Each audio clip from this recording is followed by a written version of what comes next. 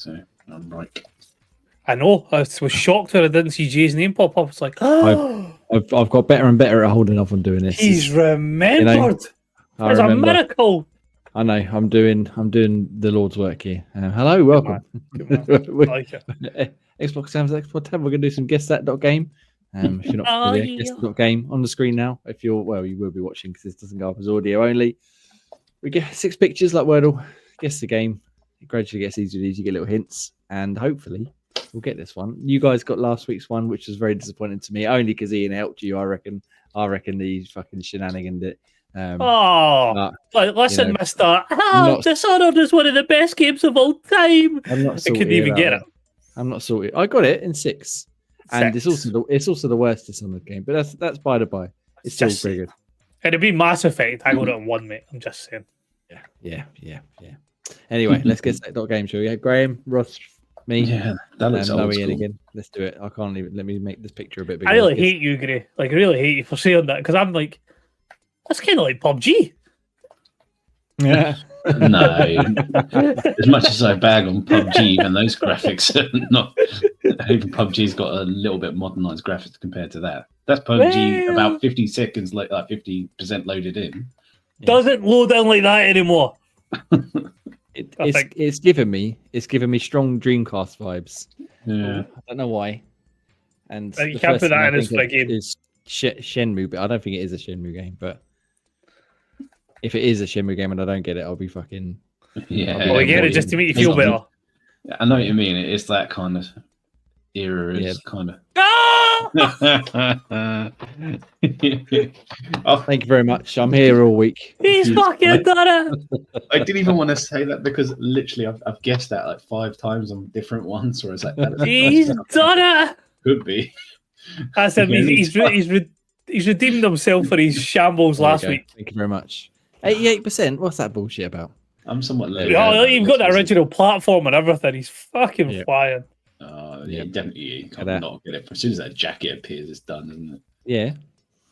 I think the watch would have definitely done it if we hadn't got it already. But man, I don't know how many hours I spent playing this game, and it's fucking tremendous. And how many hours I spent on it? What a game! It's not everyone's cup of tea by any stretch of the imagination, but I think the first one in particular is fucking tremendous. Second one's very good as well. Third one, not so. Not so. I still enjoyed it, but it's not a particularly good game. And then names wait a minute, character. So when you get it in 1, there's no question of your legality of getting it. But when I get Call of Duty in 1, you're like, because you got specifically, what was it, Call of Duty Black Ops 5 or whatever it was, wasn't it? Like the very. No, it was the first. It was Cold War because it looked like it was like it looked like it had like trees in that, and I was like Vietnam. Hang on, so I was like where's one of the older ones? That gave it away to be good. That classic back to shenanigans again. Fucking go fuck yourself. Wait, can you do it properly, please? Fuck yourself. Cunt. All right, Cody Rhodes. Chill out. That was fantastic. That fucking made my night last night. Or my morning this morning, however you want to definitely the morning this morning. No staying up for me, but where did I get up to? I think I got halfway through the Kevin Owens match, and then I fucking died a painful death last night. That was a good match. I enjoyed that one. This morning. Yeah, the women's chamber was good. Men's chamber was good. Kevin Owens, Sami Zayn was fucking brilliant. What a classic tag team. Toilet break. I literally skipped to the end of it. Apologies, but. I was like, I didn't think I'd get through the whole show. So I was like, I ain't got time to watch this as well now. Let's move on. And then I did. And then I'm not going back to watch it. I would say you didn't miss much. Yeah, I don't imagine I would have done, but but still, anyway, Shenmue. We got off topic. Shenmue. Let's talk about Shenmue for the next 2 hours, shall we? Let's not. That's game tomorrow. Do you know where I can find some sailors? That's a whole different conversation. And on that note.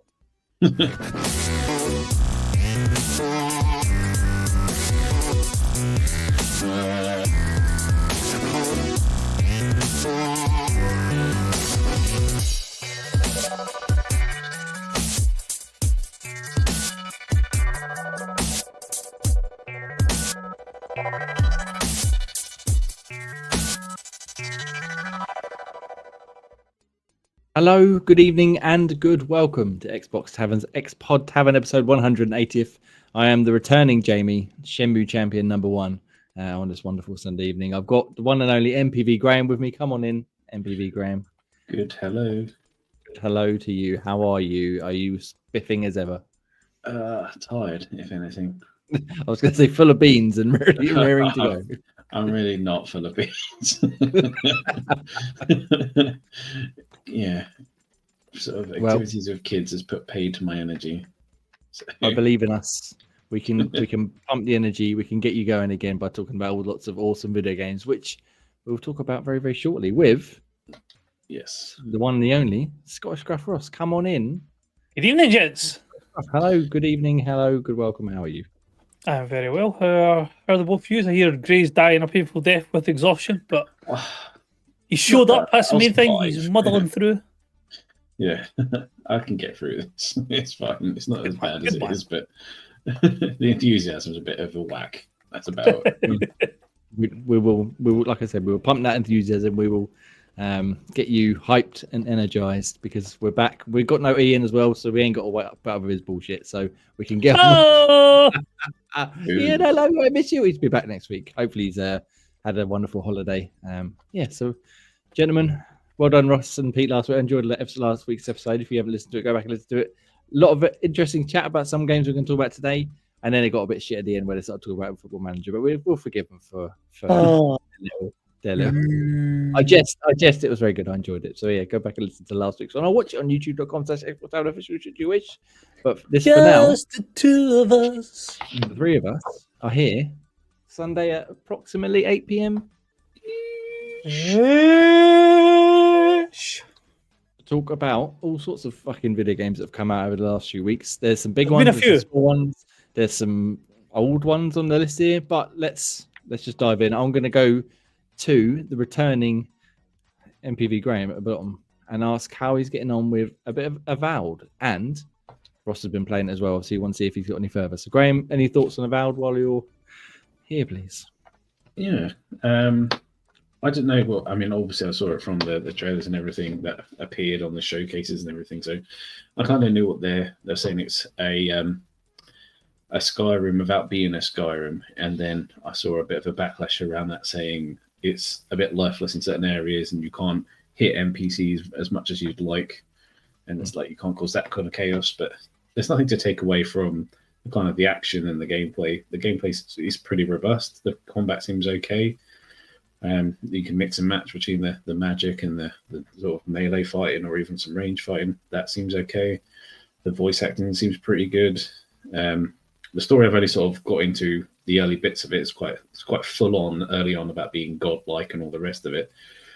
So I'm sure it'll all make sense once I'm a bit further in, but it's quite heavy going at the start about that and then how you look, etc.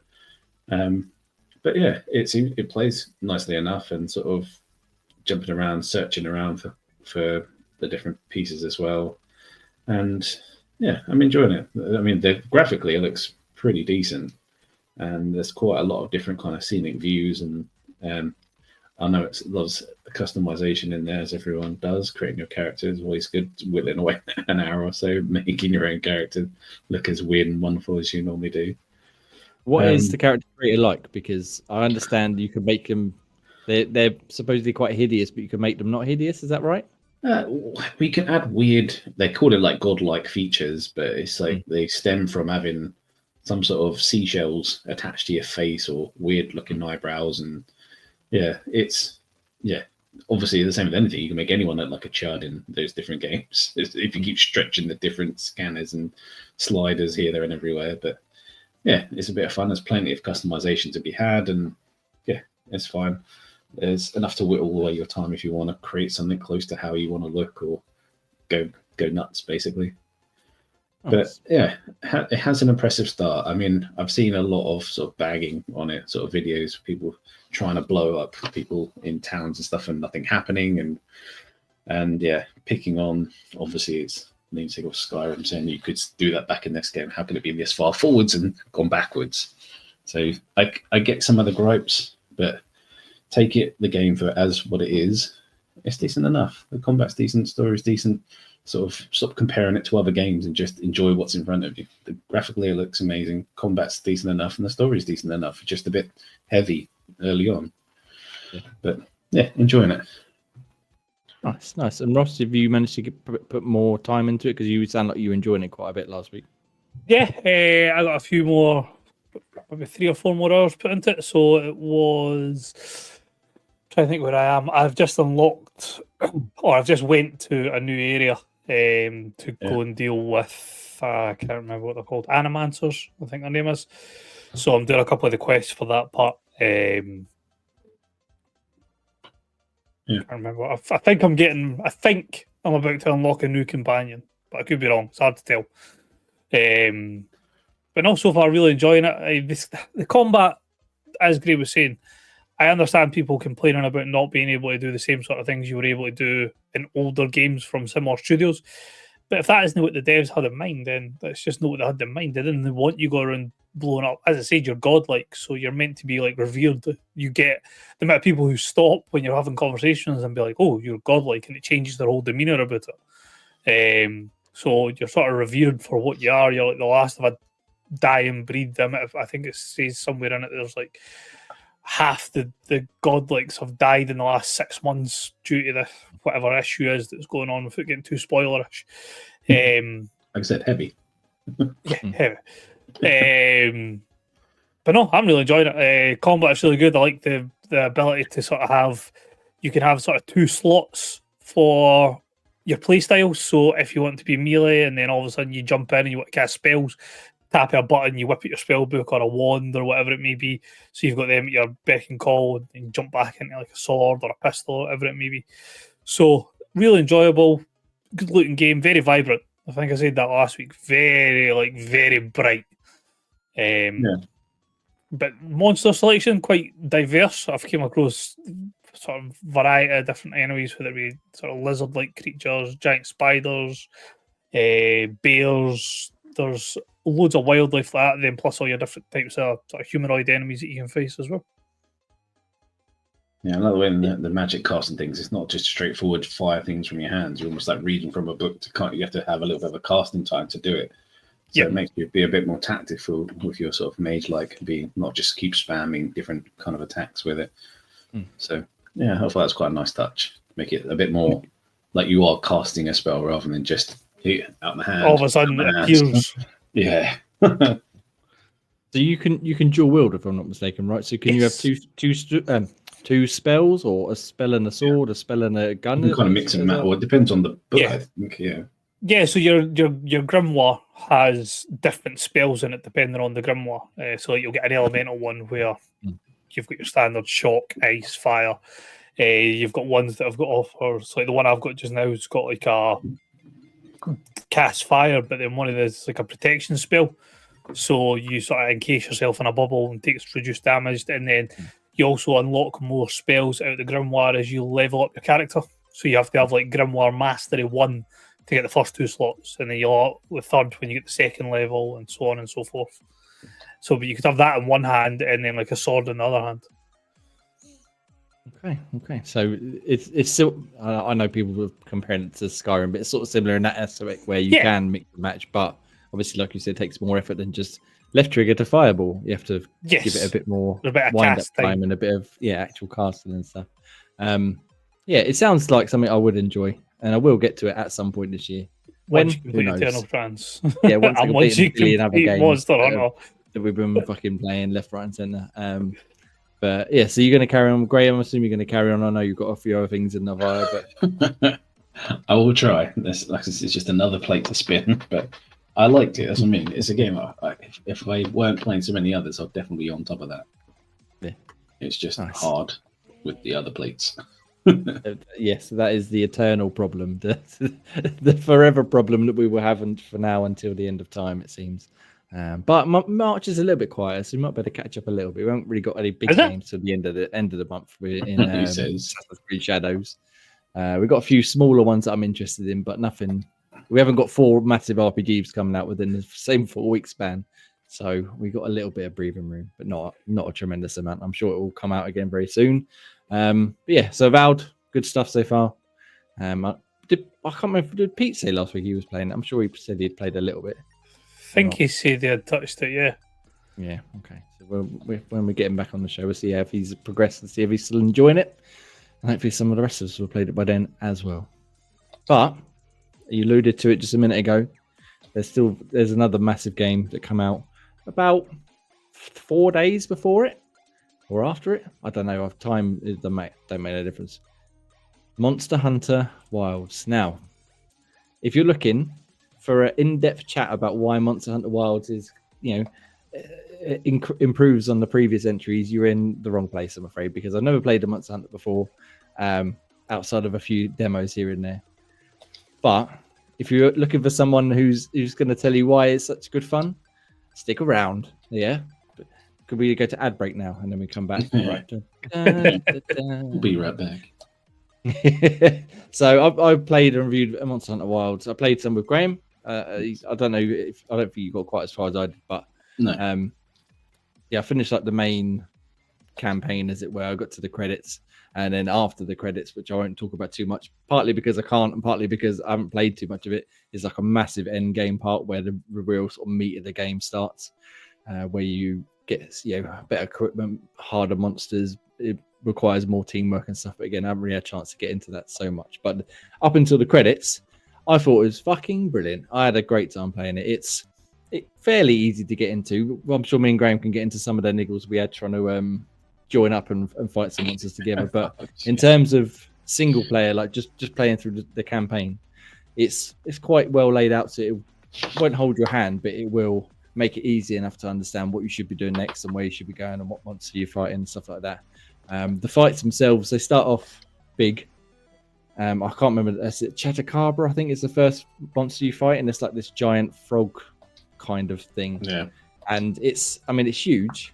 It's easily like 10 times the size of your player character, and it takes a good while to beat up. But by the time you get to the sort of, a few chapters in, as you're looking in the trailer, you're fighting fucking huge dragons and octopus things and all other manner of things, which I won't spoil because the joy is seeing them for yourself and going, what the fuck is this? They are massive creatures, and the fights themselves are really, really fun to do. They still do that thing where the monsters will sort of run away to a new area as you're fighting them and beating them up, which again, as far as I understand, that's always been the case with Monster Hunter. It's a little bit annoying. It's like, come back here, I can finish the fight, you shitbag. But it does give them a chance to sort of mix up the locations, so you're not just standing in one area fighting them. One area might have some high ground advantage, and another one you might be out in the open, and you're sort of got less places to run and hide while you need to heal up, because the inventory is quite not clumsy, but quite sort of intentionally. So you can equip 2 weapons eventually. You start off with one, but in order to change weapon, you have to get on your mount, the secret, to change the weapon. Otherwise, you're stuck with whatever you've got in your hands. To heal up, you have to put your weapon away, and you have to find it on your circular menu or in the little scroll bar at the bottom. How the fuck do you need to get on a horse just to change your weapon? Hey, the horse, secret. Secret, please. Horse. Thank you very much. Mount. And then while you're in the flow of the combat, it can, again, as a brand new Monster Hunter player, it can be quite not confusing, but like, why have they made this decision? Because you were used to other action games where you're quickly healing and then you're fucking back into the fight, whereas this one you've almost got to run away, take a few seconds to chug a potion or put some sort of protection on, and then get back into the fight again, hoping all the while that you don't get smacked from behind or the big monster decide to shoot a fireball at you or fucking launch you in the air or what have you. But once you get into the swing of it, it's actually really like fun combat system, I found, especially once you find the weapons you want, because there's 14, I think, to choose from. Yeah, and I tried a good 6 or 7 of them, but I couldn't get on with any of them really, apart from the dual blades, which are just fucking tremendous fun to play with. They're fast, they're snappy, and new for this game. I know this is new because they kept saying it. Is what they call a wound system, and so as you're damaging a monster, you can focus on an arm or a wing or a head or any body part, and damage it enough, and it opens a wound. Hit that with a special attack, and you'll do like it's like hit the enemy crowd for massive damage. I think you do a special animation, you close the wound, but you've done huge numbers of damage to them. And playing with the dual blades, hitting that, you get this fucking awesome animation where my character slashes it up, jumps up in the air, uses the hook shot to hook back around, swings around, fucking slides along all their body like spinning like a spin blade, just ripping the shit out of them. And it never got old. The whole time I was playing, I was like, let's do it again. And once you've sort of beaten up the monsters a bit, they get a bit weaker, they get a bit slower. And also, if you're playing with the AI teammates, they're like, the monster's nearly dead. I was like, yes, come on, let's fucking have them.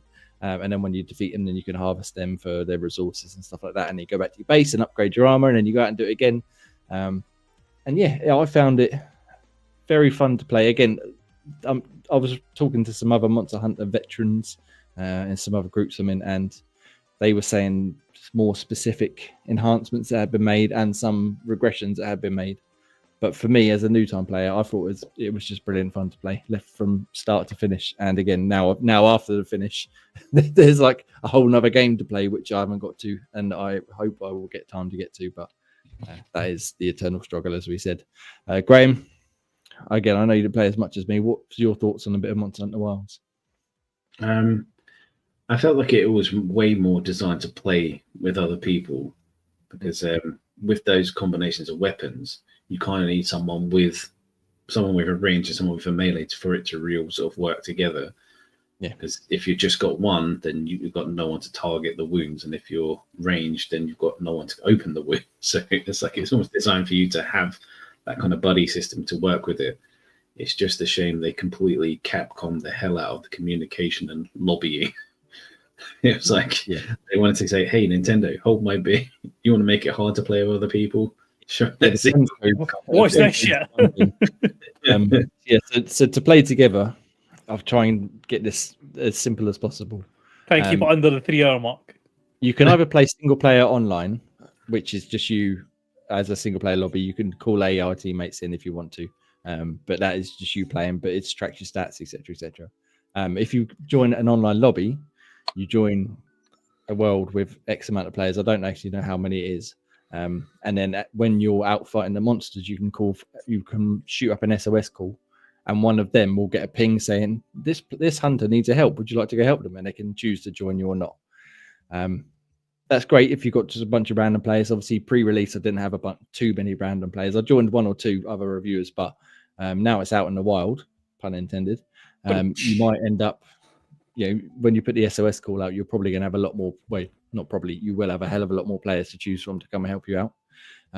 If you want to play with a friend, though, it's a little bit more tricky, because you can invite them to your game, but you can't play through the story together, which is where we first got stuck. So me and Graham were in the base camp together. We were running around getting our equipment together. He set off the next mission, and then he just disappeared. And I was like, am I coming with you? Well, because I joined your lobby, I think, if I recall rightly. Yeah. You got the lobby and the other thing, I can't remember what it's called now. It's the link parties as well. Link parties, yes. So you can't, all the campaign like missions and parts leading up to the hunts are single player only, basically. But when you get to the hunt, that's when your friends can come back in. So you can set up a link party for. Right, this is where it starts to get complicated. You can have a lobby with a bunch of random players. You can have a lobby with a bunch of random players and friends, which you can then set up a link party, so that when you do send out your SOS, the link party gets the invite first. Do you? If you hit a big monster, it tells the other person that they're fighting a monster, and you can join in if you want to. Yeah, so they get priority, basically, if you've got someone in a link party with you, rather than relying on random players. You can also set up a squad, but I think that just means that's a better way of sticking together with players you like, or again, your friends, rather than just matching up with randoms. Not the easiest system in the world. It sort of makes sense now I've played it, why they would do it like that, but I was expecting for us to just start from chapter 1 and just work our way through the game as a co-op, or as a foursome eventually, if we end up with some other players. That's especially when we saw each other in the lobby as well. We saw each other in the actual base, and then we just couldn't do anything together. Just couldn't figure out how to. But you can go and explore the world together once you get to a certain point in the story. When you're in the lobby together, you can then just go out and just hunt stuff without doing the extra story missions, which again is where the end game sort of comes in, because that's kind of what you're doing. But fighting together, again, fighting with Graham quite a lot was a lot of fun. We had the, as he said, the sort of alternate style. Salvas had the fast, snappy blades, and he had the big, heavy fuck off gun blades smacking the shit out of them.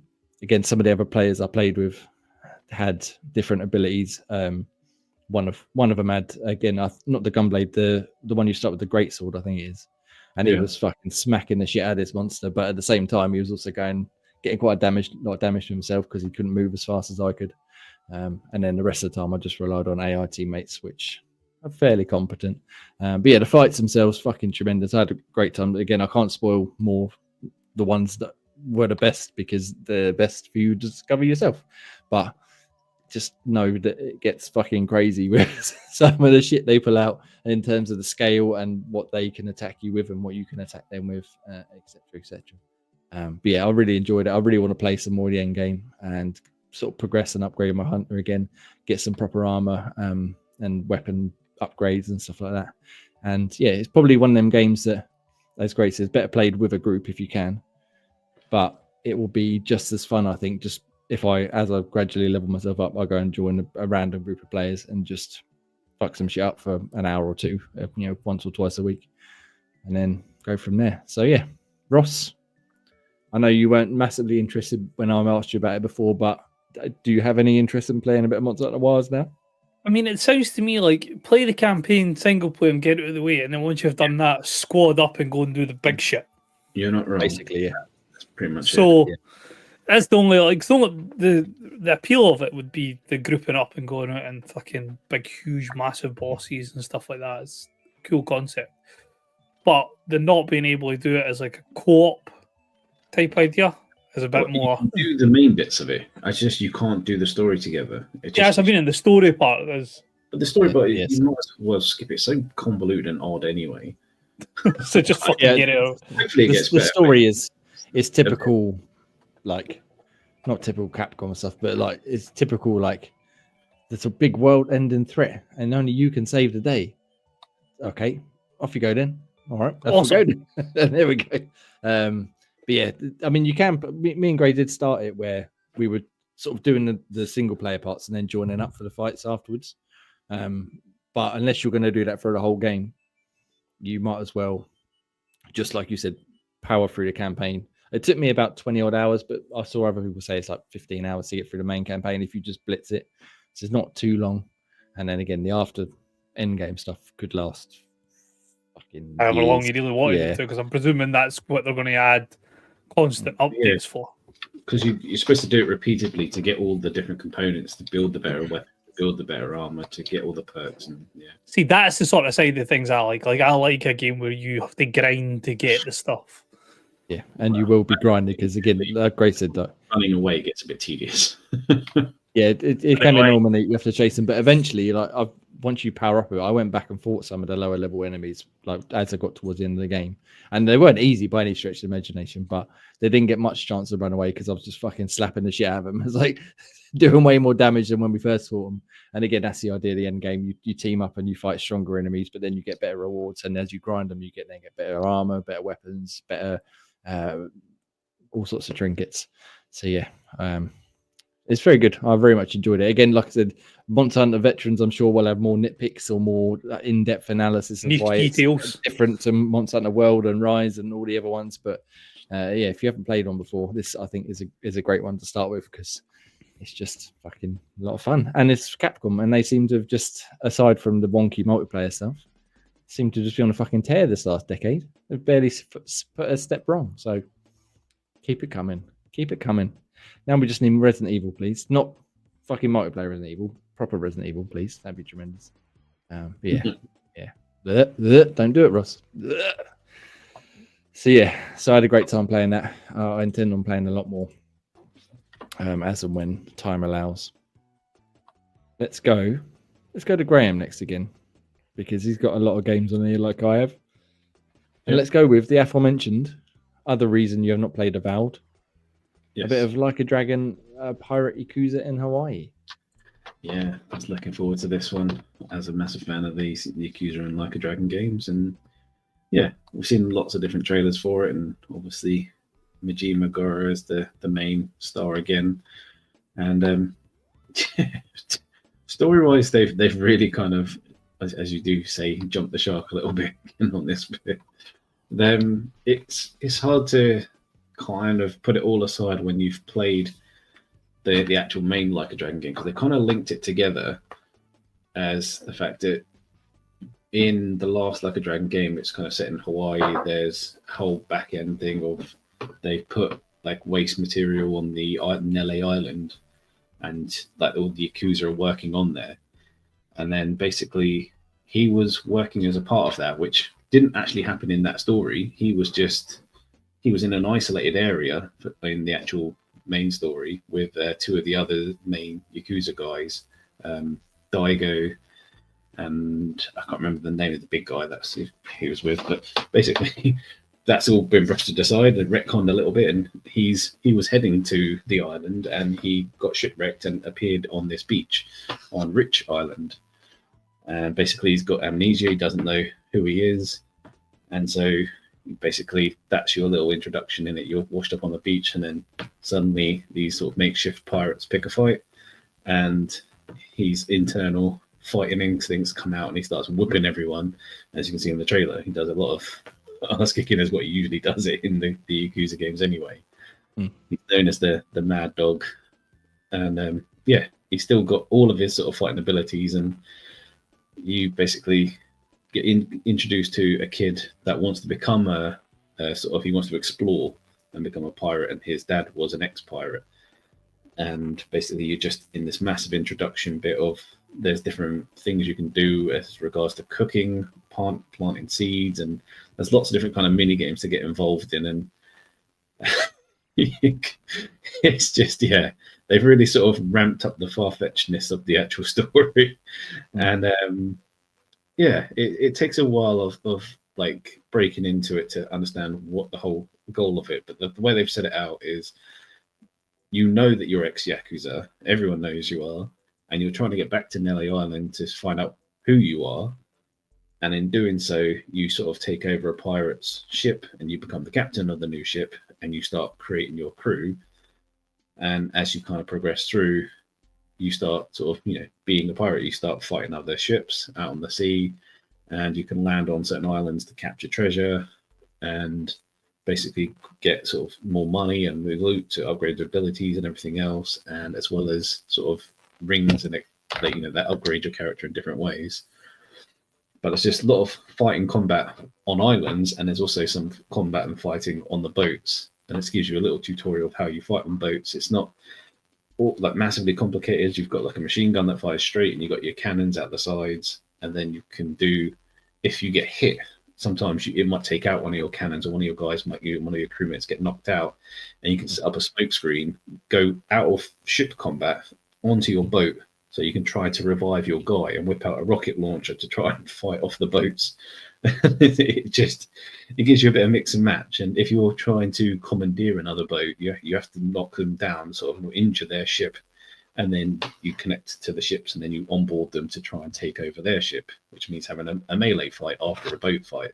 So it's got you a nice little mix and match of bringing back the combat, which they've brought back. I was tempted to say like the old Yakuza style combat. It's not turn-based, it's like real-time combat, and it slips into it, but it's more Lost Judgment style combat than it was the old Yakuza kind of one. Yakuza, when it kept stuttering into it, whereas this one, it's sort of more free flow. As you walk into a group of enemies, you go straight into the combat, which is kind of what happened in kind of Lost Judgment. So they've kind of taken elements from the other series as well.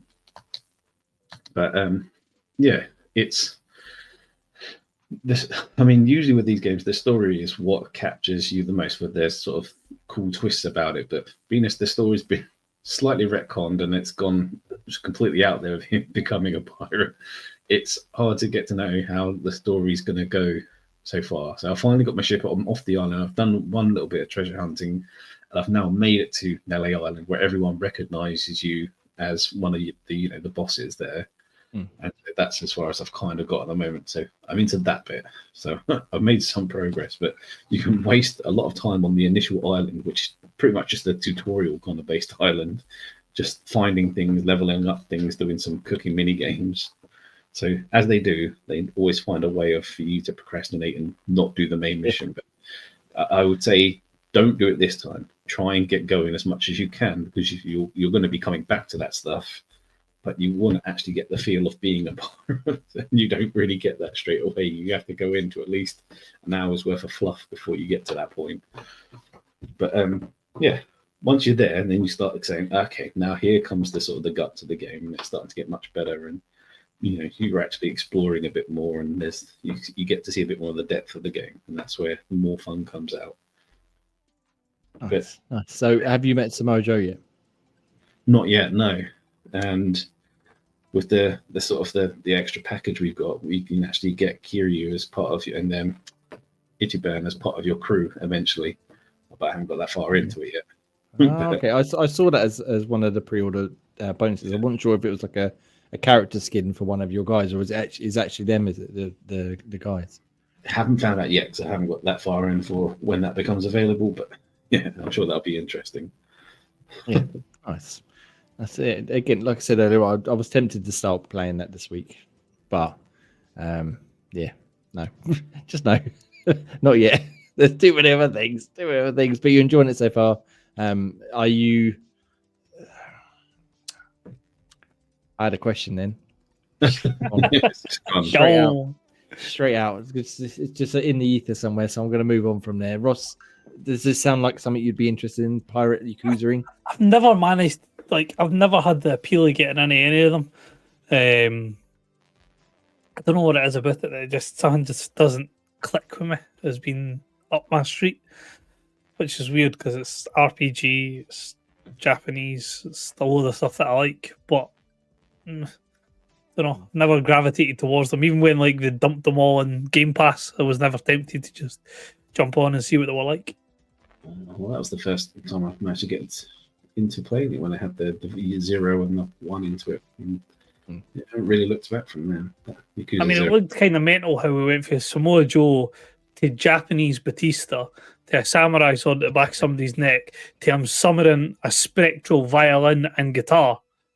It was a wee bit followed by sharks and monkeys. Followed by sharks. It's like, what the shit? To weave the sort of far out there into the sort of the main grittiness of it. So that's always been the thing with the main Yakuza games.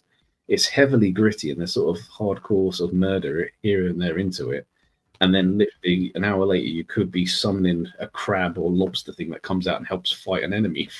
So how can you go from there to there? It's like having a dance party.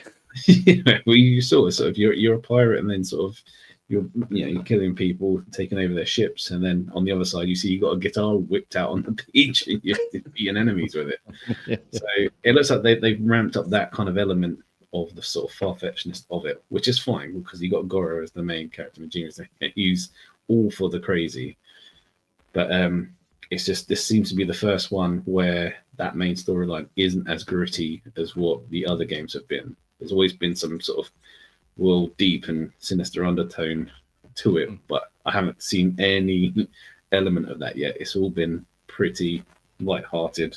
And considering one of your crewmates is like a little kid, a 9-year-old kid, I think it's... Ultimately. Yeah.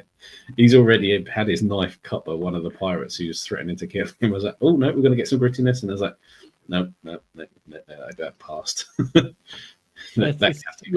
That's whooped.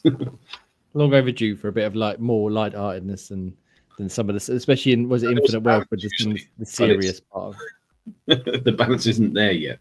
Maybe I'm just not far enough into it for the grittiness to come back out of it. But so far, it's not as gritty as what the previous other was. Which, I mean, the game's called Be a Pirate.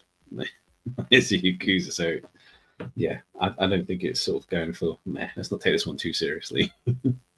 This is where we come back next Sunday, and Graham's like, oh, it's suddenly changed. Traumatized. Really bad. Yeah. A 9-year-old stung up on the sails. But yeah, but it's usually like the twists you don't see coming. It's sort of some real grim grittiness that you don't see coming. I mean, Lost Judgment was probably the most grittiest out of the lot of them, but some of the Yakuza ones can be quite sort of harrowing. But it looks like this one's a bit more banterish, but which is fine. Good. Well, I don't mind. That's what I mean. Usually, I was fully expecting like a decent story twist, but I really don't know how they're going to weave that into this bit. It just looks like it's just pure chaos all the way through, which is fine. With Majima, sort of fully expect it. But this kind of sort of banter doesn't work as much as Kiryu because he's such a deadpan seriousness, whereas Goro Majima is just the main character, is a bit more crazy and erratic, so it kind of suits him. And Ichiban's kind of halfway in between. He's a bit docile and dense, but also can be quite serious. Yeah. Nice. Well, let's see if the lightheartedness and entertainment remains until next week when we come back and you can tell us whether Majima's had to cut his little kid in half or something. Nice. All right. Thank you very much. A bit of Like a Dragon. It's out now as well, so you can play it. You can look up for Graham's review on xboxtavern.com very, very soon. Yep. Ross. Yes. Before you talk about your next video game, it's been a few weeks and I need a good fucking plug-in, please. I'm glad that you said that because support for the show, you can do so starting at 99p per month, which will give you access to our After Dark shows, custom emojis, and more. You can also find the show on Apple and Spotify podcasts. Any feedback is greatly appreciated. We also have an affiliate link with people over at CD Keys, so if you're looking to pick up the latest games at the best prices, you can also help the show in that way. As you'll notice at the bottom of the screen, we have our handles for all major social networking sites. If you want to challenge the hosts at guessthee.game, join us over in Discord and see how you stack up.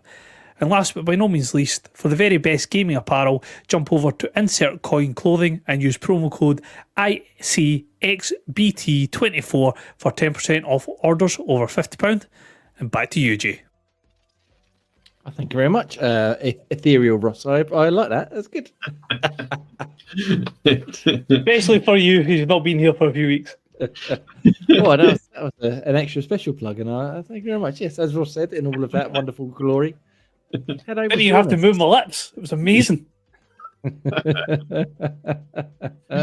Nice. Look at that. The technical. See, that's what your support as a YouTube member brings to Xbox Tavern's Xbox Tavern each and every Sunday at 8 p.m. Yes. Nice. Automatic pluggish. Automatic pluggish. Right, Ross. Anyway. You've got it on demand now, Jay. You can just sit and listen to it in your spare time. It's just there. I'm just going to randomly hit the button throughout the show. Anyway, you've been playing some other games this week, Ross. Do you want to tell us a little bit about your adventures in the old Pubbles? Oh, PUBG, man. Jesus Christ. What a game. What a fucking game. It started off as light-hearted passion. Enjoyed it. It's slower paced than like a Warzone. It's more realistic than a Fortnite. So it gives a nice balance, good gunplay, a bit more realism in regards to like bullet drop and stuff like that. You can't pull off fucking 360 no scopes and stuff. But then it got a wee bit more. I'm starting to really enjoy this. And I've actually just spent a tenner on it to unlock ranked play. So you have to be level 80 to unlock ranked, and then you need to pay to get PUBG Plus to get into the ranked servers. Fucking hell. That is some interesting shit. It's like you appear from outside a window and your head gets taken off. So a couple of games are ranked, getting my ass handed to me in there, but the squads and the duos that we've been playing with my good friend Graham has been rather entertaining. We've went from being a one kill a game team, where it's like we're only killing where we have to both of us sort of hitting 5-6 kills each per game. So you think if you're playing duos, there's only sort of 50 teams of 200 people in it. So if you're taking out sort of 10, 11 people, you've taken out quite a fair chunk. So a good wee bit of aggression, enjoying the map, starting to learn about the maps. It's not just a case of randomly dropping in. We can sort of work out where the play zone's going to end now. So a bit more tactical in regards to how we play the game. But I'd probably say this week I've put 20, 25 hours into it at least, just in this week. So I'm probably breaking the 200-hour mark for PUBG, pushing it at least. But great game, definitely a shooter that we should play, even though we all fucking hate it. Well, I don't hate it. I was To just the never any good at it, and it took forever to load in when we did play it. But that was years. Exactly. Now it doesn't take forever to play it, and I was shit when I first started playing it now, and now I'm competent. I wouldn't say I was good. I'm competent. I can hit shots. Speaking of hitting shots, I did hit 2 500+ meter snipes, which are up on the YouTube channel as shorts if you want to go and check them out. But no, it seems to be a wee reoccurring feature that we have. Friday night is Doritos Chili Heatwave, Pepsi Max, and a bit of PUBG. So the hours are going to go up. Don't know if the skill level is going to improve. I think I might have hit my ceiling. The rank's sort of just an appearance fee at this time. The normal play, the normal's good because you can come up against the guy who's level 12 who couldn't hit a barn door if he was on the handle, and then you come up against people who are level cap 500, and it's just like fuck. But very much enjoying it. Are you playing PC, PlayStation? I know you did a live stream where you were playing on PC, but PlayStation.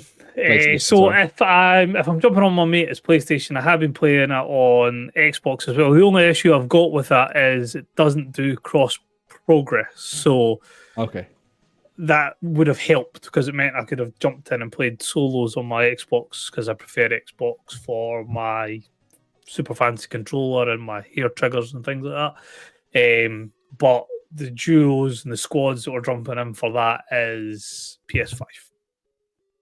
I could technically play it on PS4 when he played Xbox when he done it in PS5, but trying to get me understand like voice chat through Discord and that's more hassle than I'm putting in.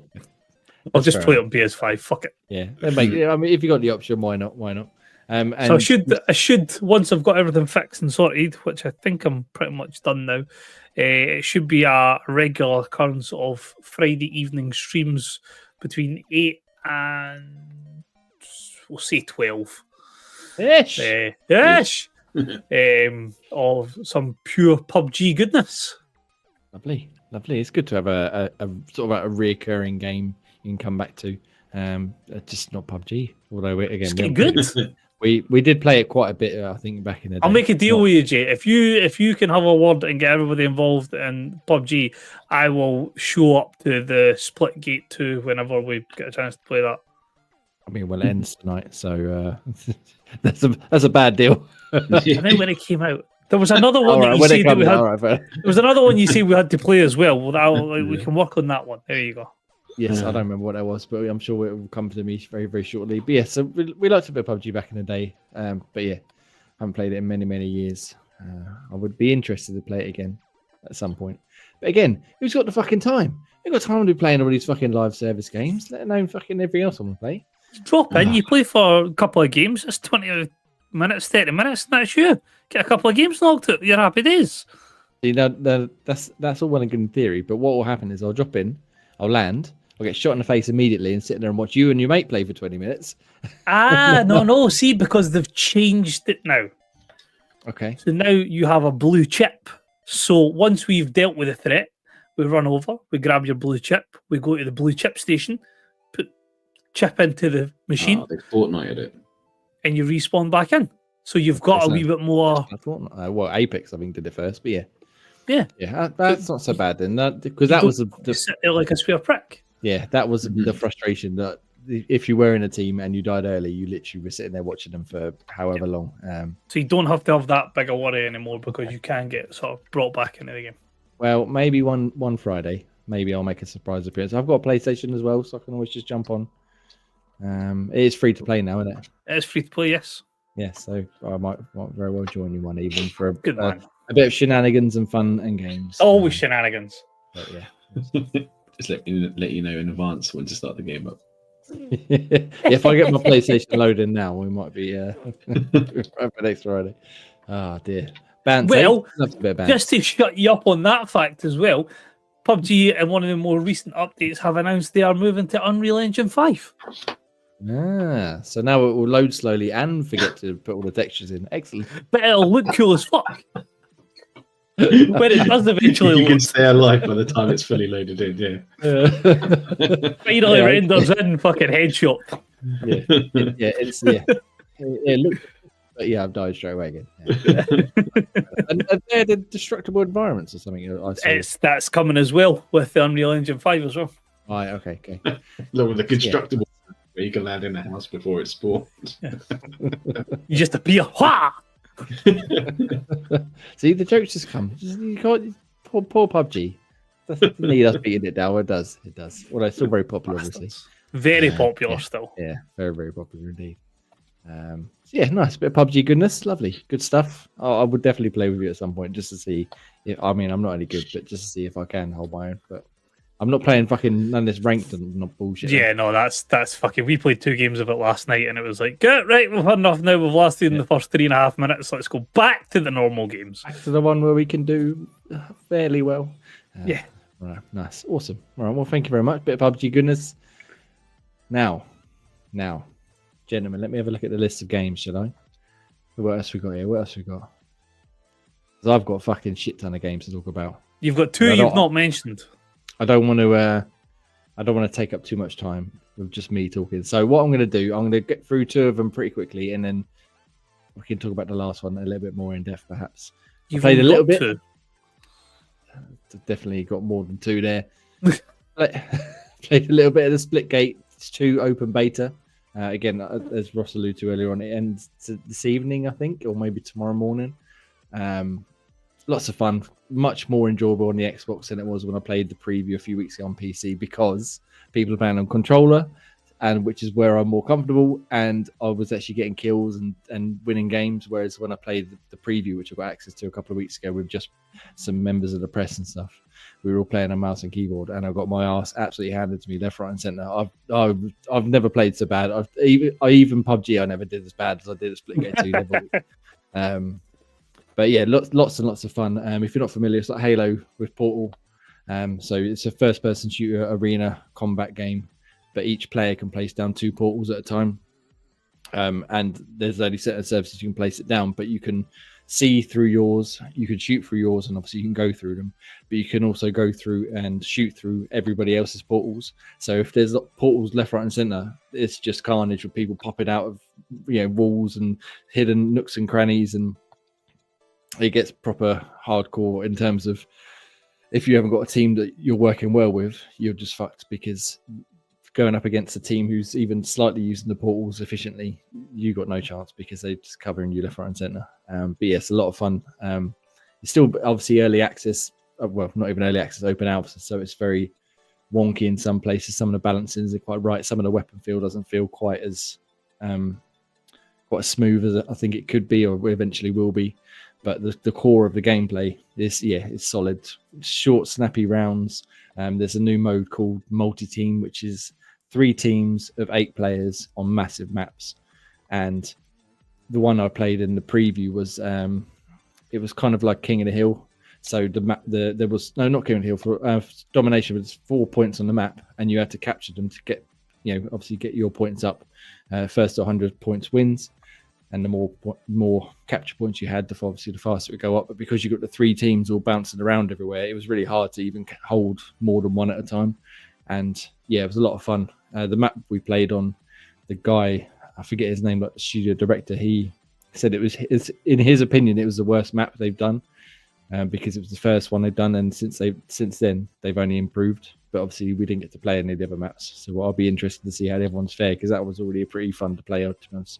And then you got the classic, team deathmatch, like I said, King of the Hill. You got one that's based on almost like Griffball, if anyone's played that, or Oddball, I should say, sorry, in Halo, where you capture the skull and you got to take it back to your base. But this one, you have to capture 3 at once, and when you put it down, the enemy can then come and steal it from your base and take it to theirs. And they gradually introduce more balls to capture. So you've got to be really quick off the mark to capture the first couple, but then by the time you get to 3 or 4 balls, then you've got to keep an eye on who's carrying what and where I'm going to keep saying it, where your balls are and where their balls are. Easy. And it gets really, again, they keep adding them, so it doesn't matter how long the game goes, they just keep adding more balls to it. A lot of fun. So yeah, I highly recommend checking it out if you haven't done already. They haven't said when the full game's coming out. It's going to be free to play. Again, yet more free to play games to try and keep on top of. But this one I think will be easier to jump in and out of, because it's not so much one that you've got to grind and you've got to level up. It's just one you jump in, have a lot of fun. There's a little bit of leveling in terms of unlocking weapons, but it's not, at least in the alpha we just played, it was fairly quick to get to upgrades and attachments and stuff, and nothing ever felt too unbalanced. Again, apart from the feel of some of the weapons didn't feel quite right to me, but that's probably because I'm not very good at the game. But yeah, I highly recommend checking out Splitgate 2 if you haven't already. And then Ross, I'm gonna sort of double team with you on this one, because I know you talked about it a little bit last week. A game called Eternal Strands. Yes. Now Ross. It was you talking about it last week that got me to play this week, because I finished the next game I'll talk about in a minute, and I wanted to start something new. What a fucking game, eh? Fucking lovely. Really nice game. I know you said you haven't played much more since fucking Avowed came out. You have stopped playing Avowed, but have you dipped in at all this week? Not a chance this week, no. I'm still in the I can't remember what it's called, Deverarion or something like that. The big fancy city. Yeah. Oh yeah, I can't remember now. I literally played it last night. I can't remember, but I know what you mean. It's the big open area in it you get to. Like the broken city again. We won't necessarily spoil it and not spoil it. I don't know. I can't remember the name of it, so I can't spoil it. But it's like the first main area you get to. I really enjoyed, if you're watching the trailer now, this first fight against the Ark, the giant Goliath type dude. That was a lot of fun, because it's like Shadow of the Colossus, where you've got to scale them up and you've got to hit certain points on their armor to weaken them, and then as you knock off the armor, then their body becomes exposed, which gives you opportunity to do even more damage.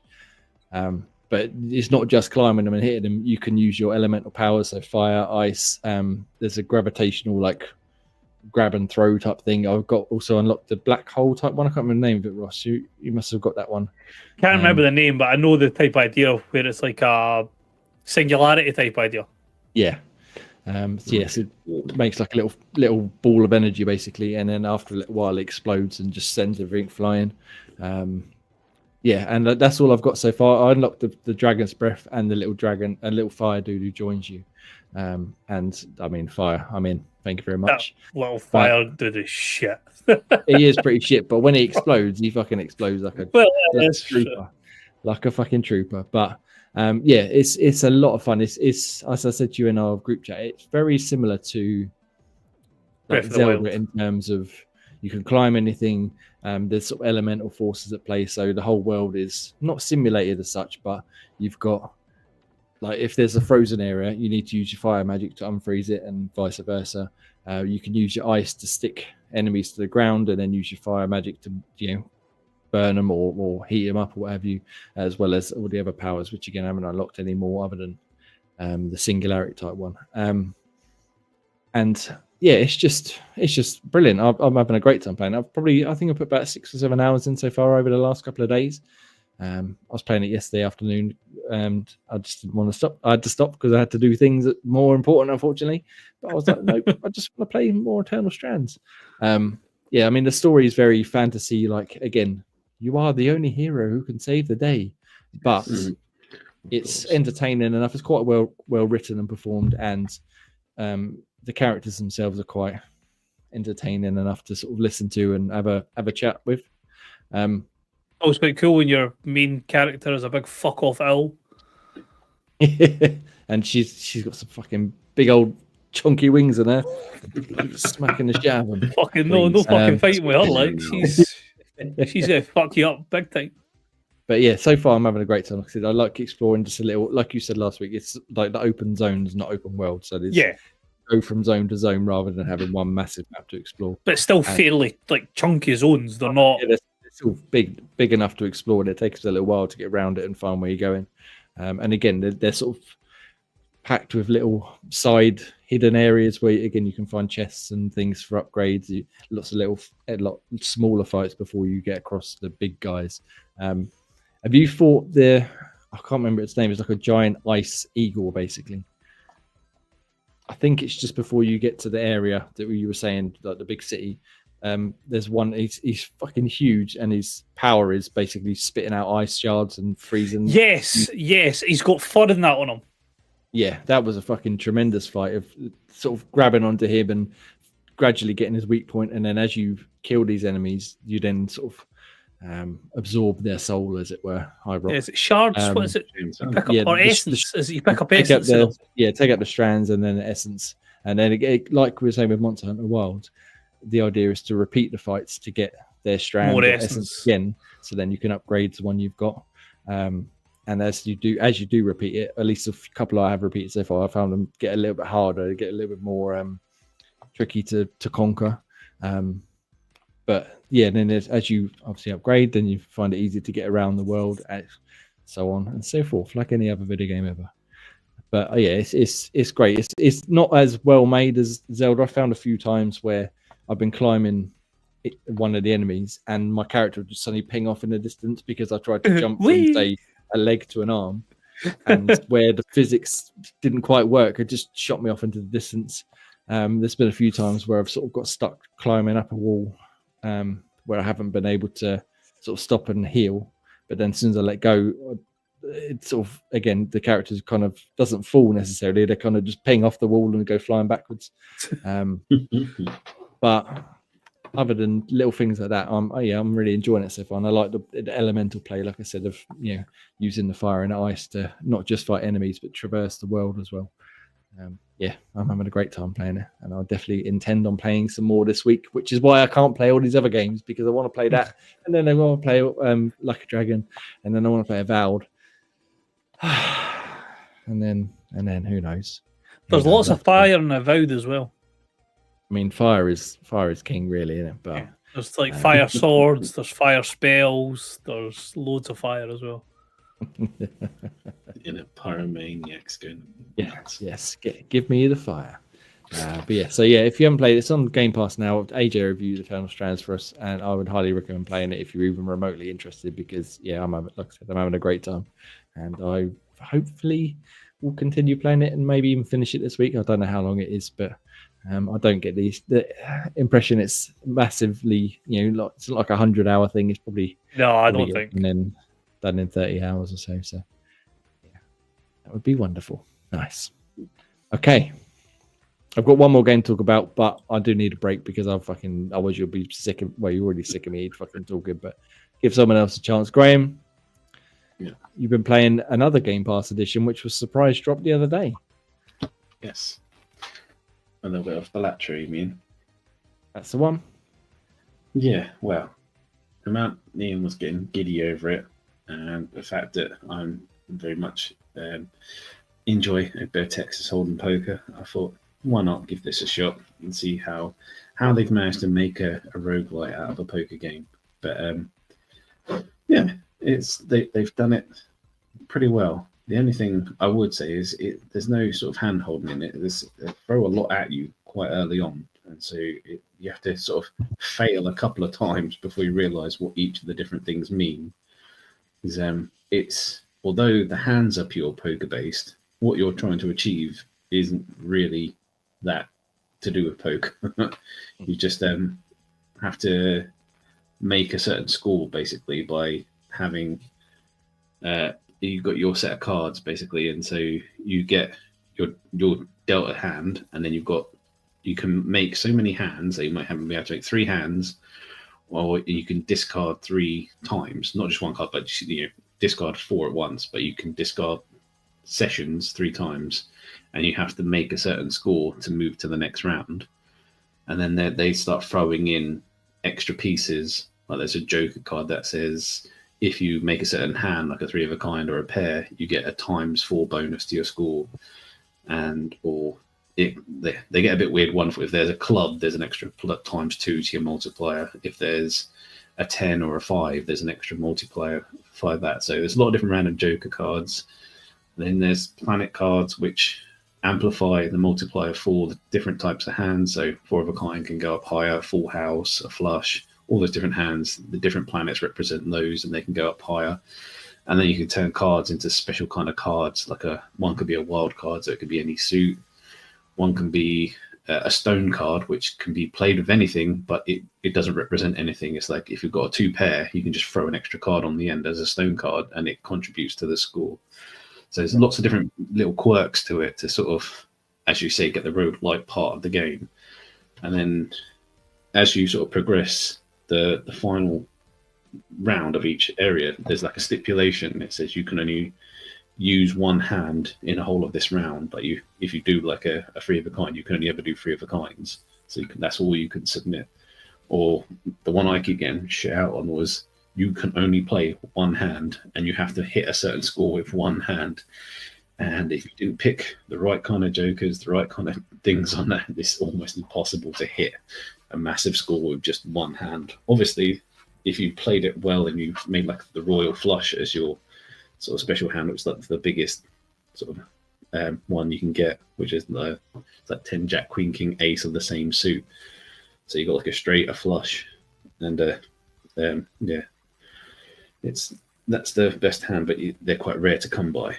So unless you sort of tweak your deck to make that a bit more of a frequent occurrence, then it's really hard to get past some of these kind of levels.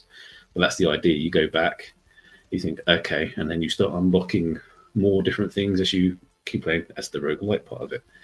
You get so far, you unlock a different pack of cards that either gives you more money to buy more jokers, or it starts you off with certain jokers, or different kind of things. But your typical roguelike behavior, actually, the more you play, the more benefits you get at the start to try and get further and further, so you get that bit more progression as you go each time. So yeah, it's done quite well.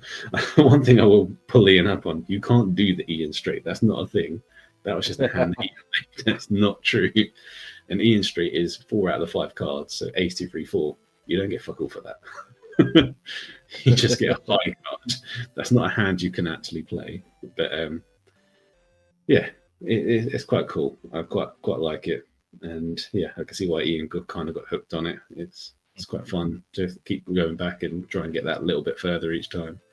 It just sucks when you playing on a console, or have you been doing a little bit cloud on your phone in between? Running kids. It was just like a lunchtime break thing from work, and a quick sort of stab at it, and probably put in maybe a good 2 hours into it. It's quite good fun. It's quite, once you know all the different tweaks to it, it's quite nice to pick up and play that you can do for a short spell of time and progress quite a bit. Yeah, it's okay. I've installed it. I'm not going to play it. It's highly unlikely, not my cup of tea, but I'll give it a go for the sake of you and Ian saying how good it is. Ross, have you any interest in Balatro? Not a fucking slightest. Yeah, I've heard so many good things. Obviously, it won, didn't win Game of the Year, but it won lots of awards at the Game Awards, and lots of people bring up its praises. And again, this other group I'm part of, they have a dedicated channel where they post their high scores and the different combo of the cards and stuff they've made. And I was reading it for a little while, and then I stopped because I was like, I've no idea what's going on. I'm not playing this. I don't understand. But I'll, like I say, every game I will give it a go, but it won't be something I get properly into. I wouldn't. I wanted to play a card game. I'd play some Gwent. Move on. I can't back you up there. I didn't enjoy Gwent either, but and if you're back Gwent. Also, how confusing was that trailer? We're looking for Balatro, and then Critical Role came on. I was like, "What is this? What the shit? Dungeons and Dragons."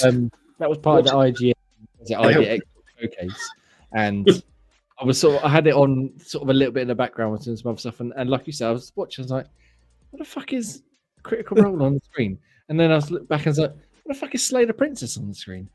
What's going on?" And then I was Dead by Daylight. I was like, "Oh, what the fuck?" Ezio just appearing out of nowhere. All of those things, they can be your pack of cards, basically.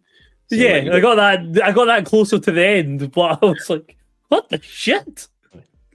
Yeah, it was a little bit confusing when you weren't paying attention, but go check it out. It's out on Game Pass. Surprise drop the other day, and it's been getting love left, right, and centre. There's a bit of Balatro goodness. Nice. Okay. Well, like I said, I've got one more game I'm going to talk about, and then we can go on to the Xbox Tavern official Nintendo Minute with Scottish Golf Ross there. Game I was very much looking forward to playing, and got delayed out of last year because of Life is Strange double exposure. They didn't want to clash with it. Don't Nod have moved on from Life is Strange, and they just recently released Lost Records, Bloom and Rage Take 1. Now this is it's like a 2-part series. Part 2 is coming out on April 15th, I think, if I'm not mistaken. And it's basically the same sort of game. So it's a narrative based choose your own adventure style thing set in the mid-90s and the future, which we'll get into that in a moment. But you play as Swan, the girl there with the ginger hair, as she makes a new bunch of friends in 1995, and they sort of bond over movies, music, relationships, stuff like that, just as teenagers in the old days would do. No smartphones, no internet, no nonsense. You just bump into a random group of people. All right, do you want to be friends? Yeah, okay, let's do it. She's obsessed with her home video camera. Ross, do you remember video cameras? Or you too young for that? I remember video cameras. So she lives in sort of rural America basically, and she likes to go out and film nature, animals and trees and scenery and all sorts of stuff. And where she's living, she's moving away, so she's sort of documenting her last summer in this place. And while she's doing that, she accidentally films. Well, someone thinks she accidentally films her, and they have a big argument. Then this person's sister turns up, and 2 nearby people who are working at ice cream stand turn up to defend Swan. And then from then, best of friends forever. And then you follow their adventure as they get to know each other and get to know, their teenage selves and grow up. And then, as you can see again in the trailer here, it starts to get a bit weird and mystical with some sort of otherworldly stuff. If you play Life is Strange, you'll sort of know the general gist of how it goes, because Life is Strange, obviously, they all have certain powers that they use. They don't have powers as such in this one, but there's some weird stuff going on. Let's put it like that. That the mystery sort of extends throughout the entire game and then carries on. I'm hoping they pay it off in Chapter 2, Tape 2, in a few weeks' time. Really well written, really well performed by the main 4 girls that you play as. Very slow to get started. It's like the first chapter or so, very, very slow, mainly because of the modern day section. So like I said, you play mainly in 1995 as Swan and the other characters as teenagers. Something that they don't explain happens, and then they don't speak to each other for 27 years until more recently, and specifically during the pandemic. So they sort of bring a bit of real worldness into it, and they meet up again in their hometown, and they've been delivered a package that says on it, delivered to Bloom and Rage, which is the band that these girls eventually form. And then they're sort of getting together to open it to see what happened and why it relates to whatever happened in the past, which they don't explain. These modern day sections are very, very slow, and it's almost like they're trying to be, they're obviously trying to be vague so that you want to see what happens in part 2, but they go a bit too far. They're sort of it's like because they're older, they've forgotten, or they've forgotten because they something traumatic happened and they sort of repressed it. But they just like, oh, what did we do on that day when we went to... And then they slowly sort of, you play through that segment and they're like, oh, I remember now, we went to the ice cream stall and we hung out, and then we went, and it's like, just, we don't need that so much. We could have just stuck in the past and just dealt with that, and then sort of had little fleeting moments back to modern day. But yeah, the modern day parts really sort of slow the pace down. I didn't enjoy them as much, but the parts in 1995, very, very enjoyable. You can film sort of certain key story moments, and then there's lots of optional things, like I said, like nature and wildlife, and you can just film your friends, and then you can actually make little short home movies out of the clips you take. So, for example, you might film Nora, and you get 8 clips of her, and then you can, if you film more than 8, you can take out which ones you prefer, and then you can edit it into a little home movie where Swan then narrates over it, saying something about Nora and how she liked her and what blah blah blah. And I really like that part because you can do it for everything. So I had fucking loads of clips. You could just edit little short videos, and she'll just tell you about what happened. And it was like being in the old days, just filming random shit and hoping for the best, and then hoping something else would come out of it that was watchable / enjoyable / a nice little memento of the past. So yeah, highly recommend playing it if you like Life is Strange. The modern day sections really, I hope they either speed them up in the second part or have fewer of them. But yeah, the 1995 stuff, really enjoyable, really well performed, nice little mystery going on, and yeah, just a lovely little choose your own adventure / narrative based story game. So go check it out. And my reviews on xboxtavern.com right now, and you can go read that. Cool. That'd be wonderful as well. I'll plug. That'd be wonderful as well. Wonderful as well. Yes. Transition. So yeah, I know neither of you are really Life is Strange type people, so I'm not even going to ask you any questions, but I would recommend it if you are, that you go check it out. Ross. Yes. Ross. It's now time for some Nintendo stuff. It will be less than a minute. It's very quick. Okay, I'll let you crack on then. So tell us about, what's this, Omega Ruby? Omega Ruby, Pokemon game, obviously. It was Pokemon Day on the 27th. We got a bit more details in regards to Legends ZA. We got some new games, Pokemon Champions, I believe, which is taking basically just the battling aspect of Pokemon and sort of making it a big more.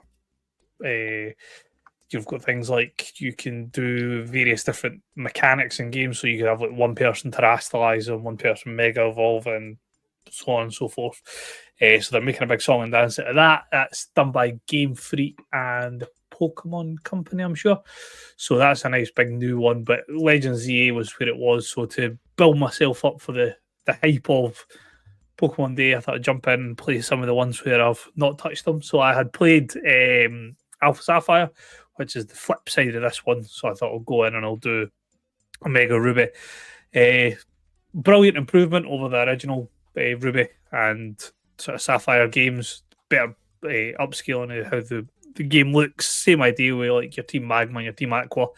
You get Primal Groudon or Primal Kyogre at the end of it, and then you've got like the end game where you can go do like the Battle Frontier, or you can go try and catch Latios or Latias, whatever one you didn't get in the main game.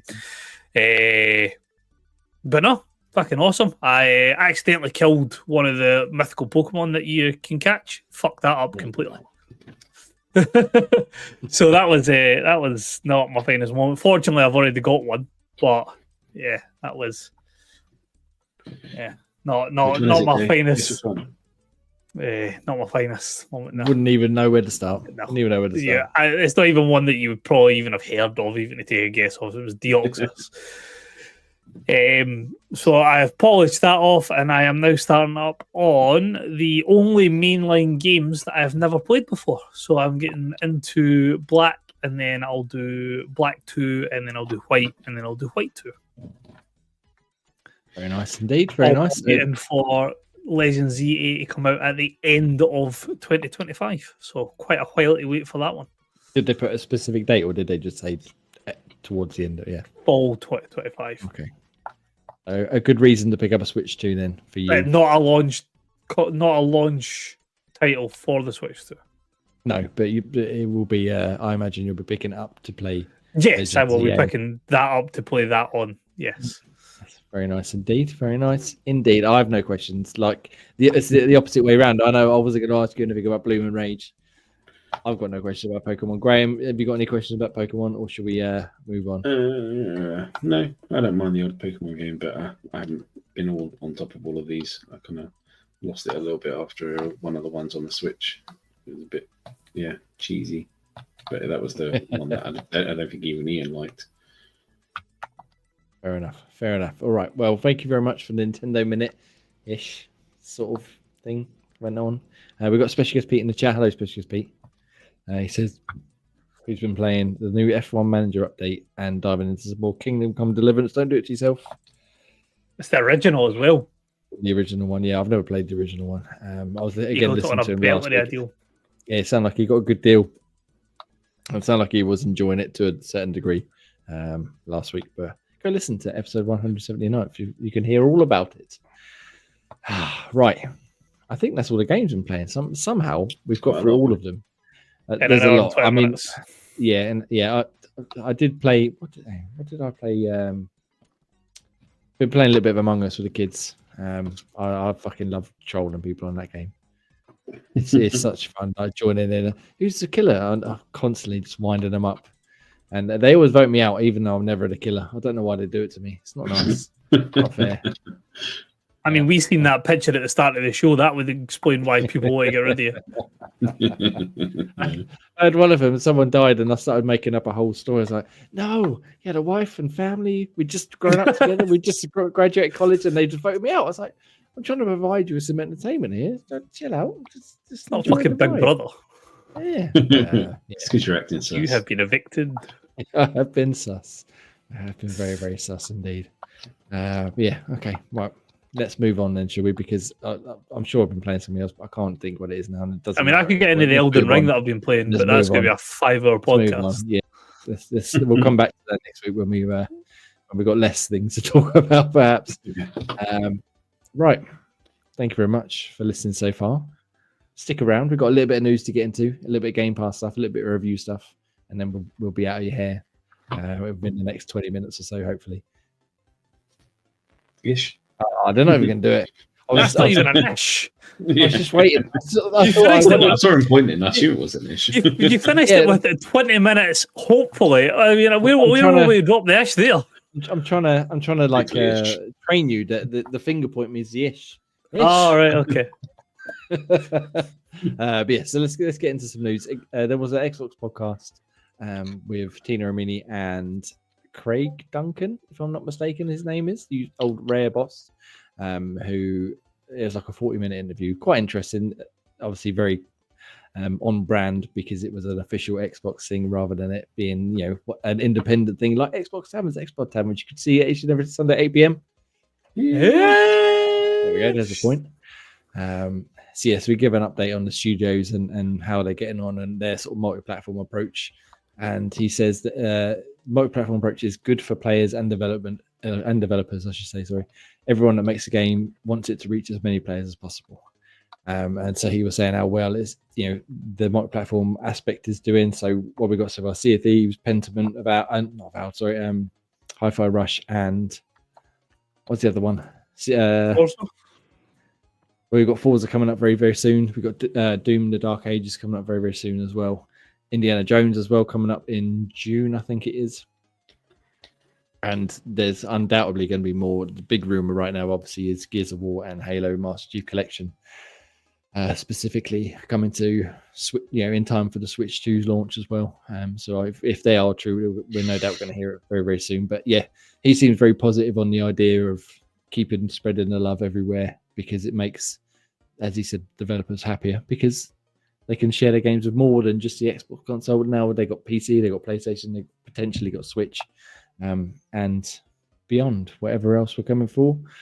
He also dropped the nugget that the wonderful looking Fable is delayed till next year, saying it's definitely worth the wait. So we've been waiting for this game for, I can't even remember when they fucking first announced it at this point, a long, long time ago.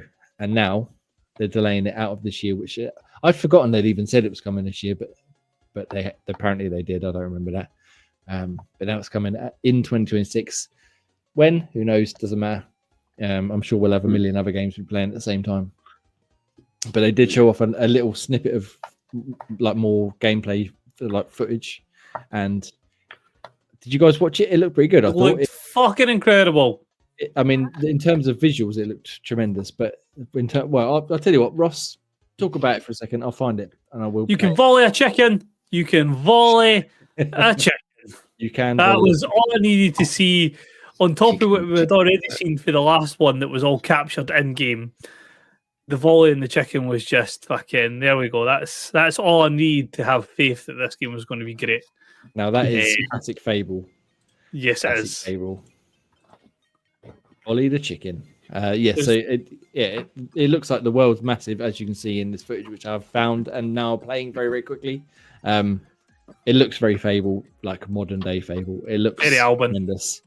And again, as Ross said, you'll see very shortly, you get to volley a chicken. And why wouldn't you want to volley a chicken? Graham, chicken chaser over there. Yeah, kicking chickens. You love a bit of chicken, bit of Fable, don't you? I do. Yeah, no, I've completed all the other ones.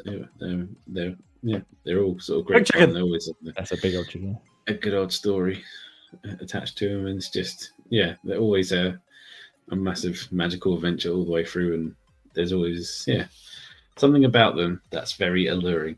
And I think I like the grittiness in them. Like, although they're fantasy and quite cartoony, colourful, they did have quite a bit of like grit behind them. Where like your fucking first one with your brother/sister getting volleyed out a fucking window.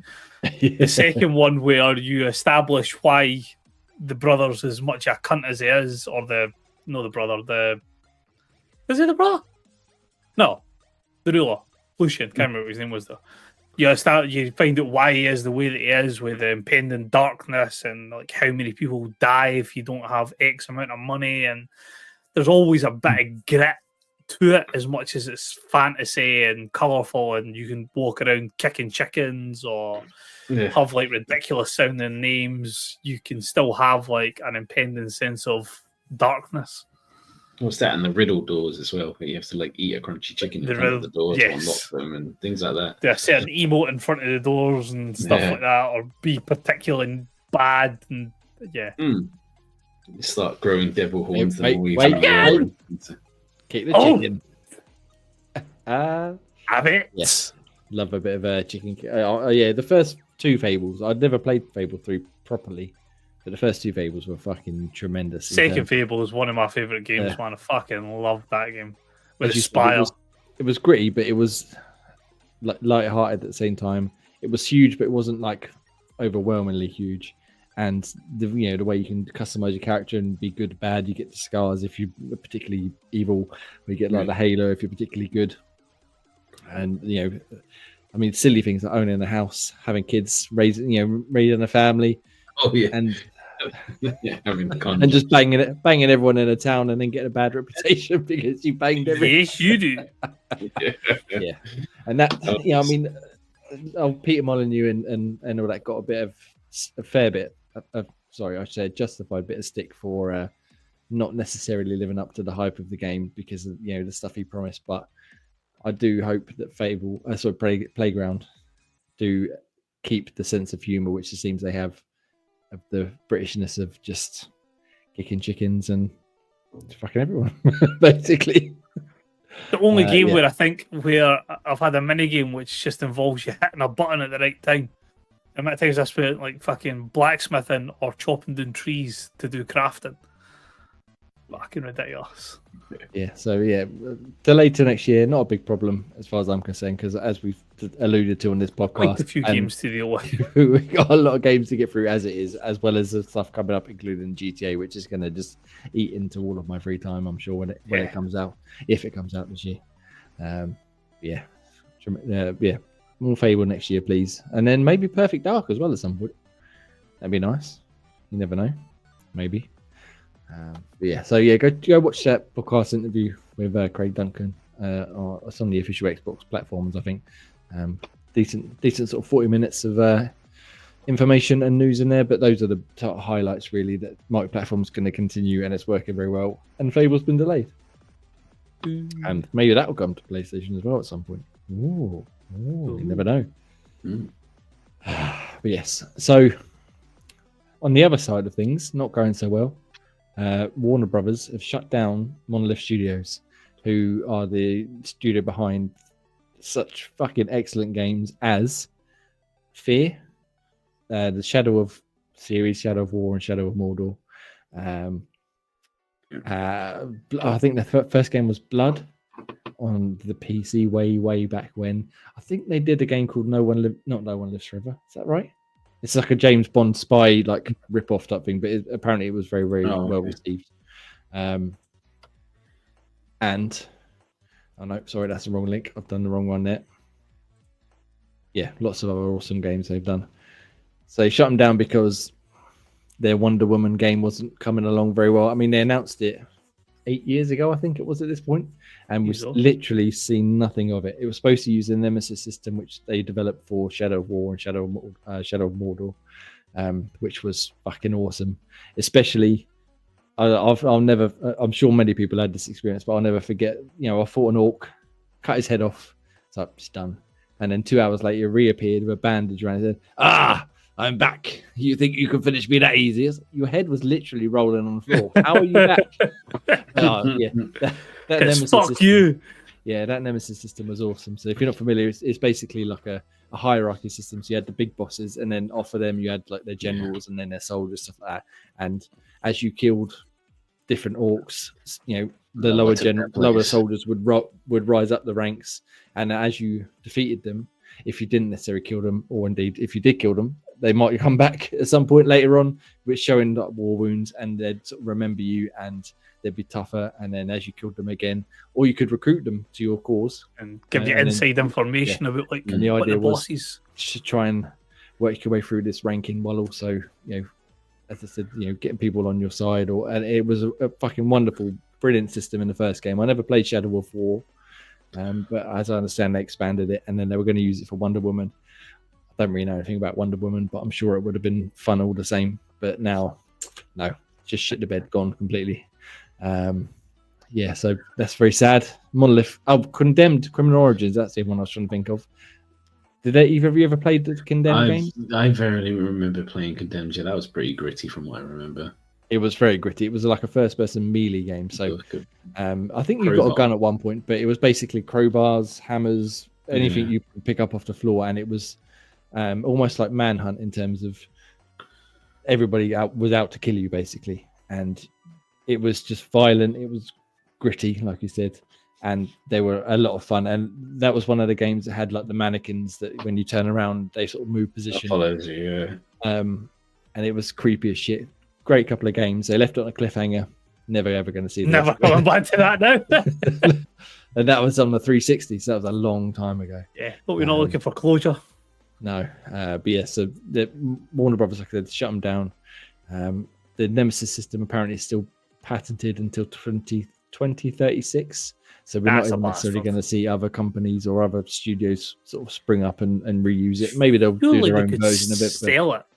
Yeah, I mean, it seems like a bit of a cunty thing to do to patent it because it was such a brilliant, it was a great system. And if they'd used it, fair enough. But they didn't. They patented it and then never used it again. So, well, obviously they were going to use it, but it never ended up coming out. But yeah, I would like to see other studios utilize it. I mean, it could work in anything. There's no point us listing necessarily all the things we'd like to see it in. But even something like a Gears of War, where you got the brutes and you got the the different generals and all that, having something like that, I can just, the possibilities for even my simple mind are just endless. So yeah, fuck you, Warner Brothers. Basically, release the patent, release it, and let us see this this thing go fucking crazy. But yeah, it's a shame that, like I said, Monolith are gone now because they were responsible for some excellent video games, including, like I said, Fear. Fucking love the Fear games, or the first Fear game, and now no more. Gentlemen, any thoughts on Monolith being shut down? They shut up some other studios down, but if not being mean, don't know as much about them, so I haven't really got anything to say so much about them. But lesser studios, just in areas I'm not familiar with. Let's say that. I'm just gutted for the system. Obviously, it's never nice when a studio shuts down, but for having such a unique system that we are probably not going to see again, it's quite sad because, as you say, the Shadow of games were fucking fantastic. The scale of them as well, like just being able to, like in the first one, just roaming around. Because although the films are huge, big aspects, what you get to see of Mordor is very compact. It's like they come into Mordor at the Black Gate, you've got like fucking Barad-dûr on one side and Mount Doom on the other side, and that's really all you get to see of the area known as Mordor. Whereas when you're in the game, you see it's this vast fucking sprawling area with different parts to it, with different tribes. The fact that in the films you don't see humans as such in Mordor, whereas you come across them when you get into the game because they're either slaves or they stay right next to the Black Gate and things like that. So it was just nice expanding on the universe as well. And if you're like me, you I never have even not a seen clue. Lord of the Rings. They're still That's fucking tremendous games. That's a fucking shambles, that is. Yeah, I couldn't give it less of a shit about Lord of the Rings itself, but Shadow of Mordor was fucking excellent as far as I'm concerned. Shambles. It was a great stealth game, great action game, and again, the Nemesis system was just fucking top-notch stuff, and I had a great time playing around with that. Yeah, so they've shuttered them. They've shuttered a few other studios. So now they're focusing on Mortal Kombat, Hogwarts Legacy, and its sequel, which hasn't had an official reveal, but they've announced they're working on one. And there was one other one they're keeping focused on, but I can't remember what it is now. My mind has gone completely blank because I just want to play Fear now. Looking at this, Fear is going to be preserved on GOG, Good Old Games, as a Fear Platinum Edition. Because what GOG do is take old games that might have disappeared otherwise, and basically make them available to buy and keep, like DRM free and launcher free, so you can just play the game as is, and it's yours to keep. So there's no if GOG goes away, you don't lose the game, you get to keep hold of it. So that's how they've done the Resident Evil trilogy, which I haven't yet to pick up, and a few other games. But Fear is going to be added to that at some point soon, and I already own it on several platforms, but I might very well buy it again on there just to have it, because that first bit, I can't emphasize enough how much I enjoy that first Fear game. It is fucking tremendous. If you haven't played it already, it's obviously aged now, but it's still very, very good. And it's a shame that they've gone, but such is the way of the industry these days. It seems you can't go a fucking week without some other rich fucking shitbag shutting other people down and ruin it for everybody else. Well, I sort of run out of steam at the end of that. Yeah. I was trying to keep Graham energized, and now I've lost it all. It's gone. Me I need some oomph. So let's talk about something exciting, shall we? So let's talk about Gears of War. Yeah, boy, we love a bit of Gears of War. So Dave Bautista, yet again, is asking fans to petition Netflix to get him cast in the movie, because they announced they were going to do a movie late in 2022, and I mean, nothing's been said since, as far as I'm concerned. But Dave Bautista has to. I mean, before he gets too old, really, because he's changing shape now. He looks all skinny. Well, given the fact that he's dropped shit tons of weight, he's not going to be fucking Marcus Phoenix. A lot skinnier than he was. I saw an interview of him a few months back where he was saying, he's a lot healthier now because he didn't have to be so fucking huge when he was obviously wrestling. Now he's still built like a brick shithouse, as in regards to his physique. I wouldn't pick on him, but no, he's nowhere near the monster he used to be. But at the same time, they put him in Gears of War 5 as like a DLC character. Marcus Phoenix with Bautista, and if I'm honest, I didn't really like it. So I'm not sure he's necessarily the best fit. I don't know. I guess because I just like Marcus Phoenix so much as he is. Could they make an origin story of somebody then that's not Marcus Phoenix? Could just put him over Dom instead. Just replace Dom altogether. Yeah, Dom, yeah. But so maybe obviously I seem to be in the minority because everybody seems to think it's a good idea. But we'll see how it goes. But he's still. So if you're interested, go and say, Netflix, Dave Bautista for the win. Yeah. Or we could just put The Rock in there because The Rock does everything now. Yeah. And he's massive. And he is massive. He is the final boss. The Rock can be Dom. Yeah. You know what I say to that? Go fuck yourself. Oh, what a moment. What a moment from the Elimination Chamber, eh? We can talk about that another day, though. But yeah, so go check it out. And to be honest, that's about it for the news this week, really. Obviously, the big stuff was the Fable news. Mordor, Monolith being shut down. But a little light one to end on. Right. Yeah. Gentlemen, we've been going a long time. We had a lot of games to talk about this week. We did have a lot of games to get through. And a lot of games to be talking about this week. Lots of very good ones, though. So you can go check out the reviews of several of them on xboxtavern.com, including, he says, loading up the webpage, my review of, as I said, Lost Records Bloom and Rage Tape 1.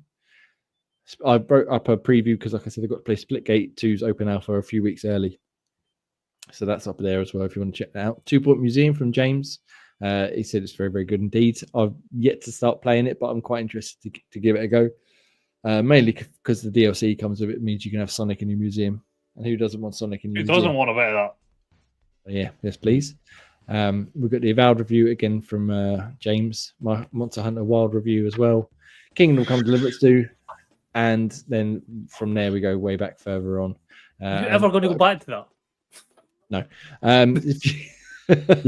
Again, there's too much to play.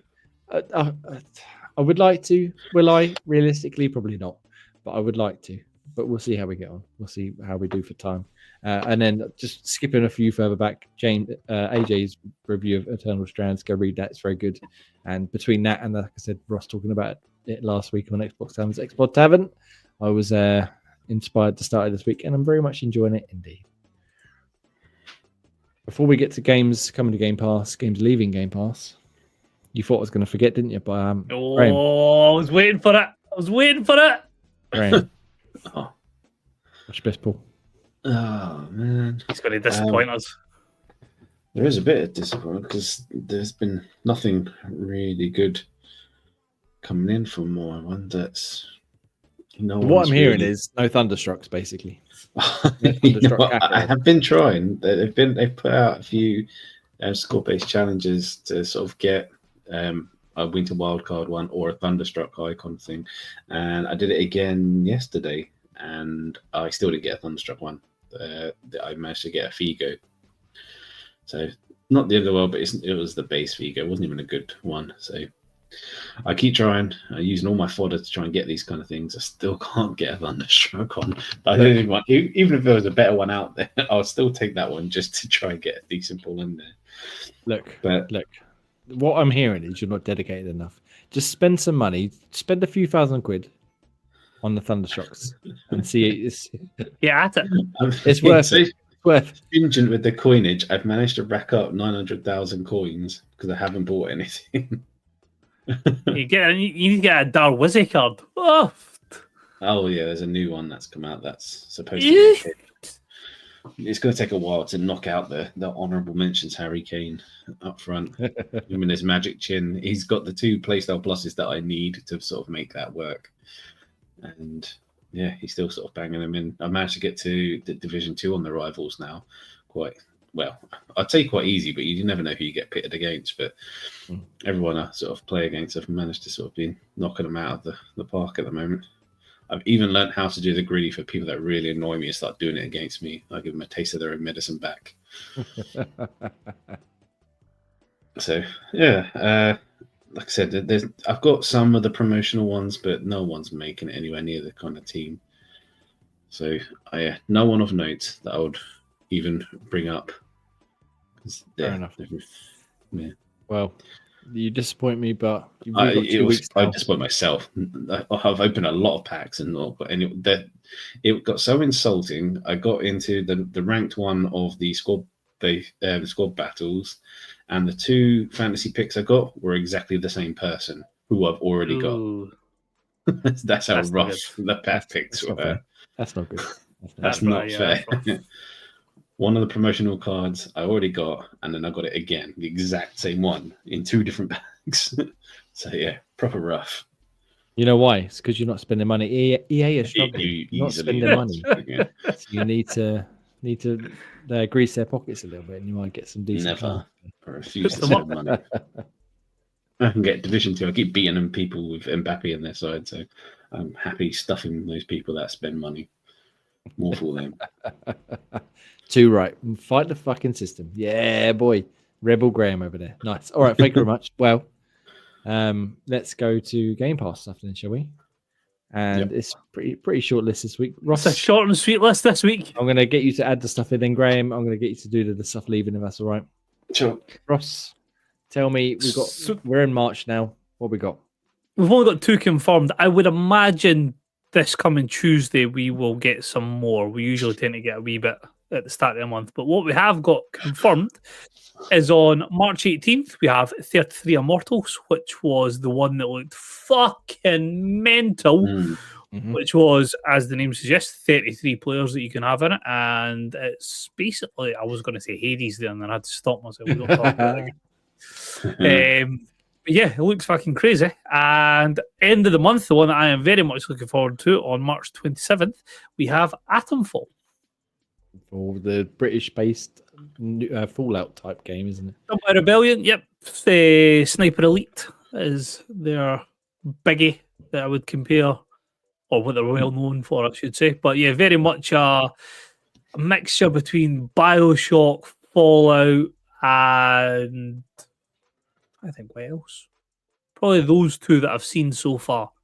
Big mechs cutting about, Fallout wasteland type idea set in the British countryside. And phone boxes. Yes, set in the Lake District area.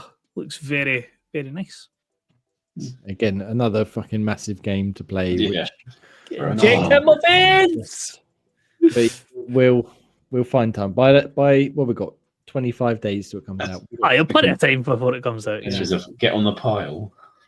Yeah. Get on the pile. It's not getting in the bin, that one. That's fucking day one, locked and loaded. Yeah, the problem is the pile is already fucking about a mountain. Fucking yeah, bag. Get on the adjacent pile. Yes, but yeah, so yeah, looking forward to playing that one. And the 33 Immortals look pretty interesting as well. But as always, it's not good news. Not always good news, I should say. Graham, we got stuff leaving us, including one or two which I've already played, but still very upsetting to be leaving. So the games leaving, we have Lies of P, we have Yakuza 5 and 6, we have No More Heroes 3, and we have SpongeBob SquarePants Battle for Bikini Bottom Rehydrated, MLB The Show 24, Evil West, and Solar Ash. All leaving us. Go check them out. I think they're living on the 15th as usual. So you've got a few. I'll be honest, I didn't realize Lies of P was in Game Pass, so I need to go and stick that on a download because big Souls type games. Yep, take that. Yep. Pretty sure Get that launching the Game Pass. 13 days. I'm not having it done in 13 days, but with the wonderful Game Pass, you do get a little discount on it if you decide to pick it up while it's still in Game Pass. So. One of the announcements they did at ID Xbox the other day was there's some new DLC coming for it as well. So yes, now is the perfect time to jump in. To go play No More Heroes 3 as well if you get a chance. It's a fucking tremendous action game. Fucking balls of to the wall crazy. Doesn't make any sense, but I love No More Heroes. It's wonderful. And you enjoyed Evil West, Gray, if I remember rightly? It was all right, yeah. It was quite linear, but it was still a good playthrough. Still quite good fun. Yeah, so go check them out while you've got the chance to. And then I'm sure we'll get more games added to Game Pass, like Ross said, in a few days when they announce the other additions for this month. But already, I mean, the two games they have announced are already going to take up a hell of a lot of time. So just stop. Just turn the tap off. That's enough.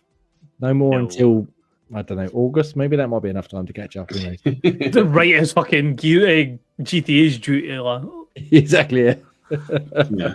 But yeah, we'll see. But anyway, that's enough for us. We've been talking for too long. Thank you very much for listening. If you made it this far, you're a fucking hero.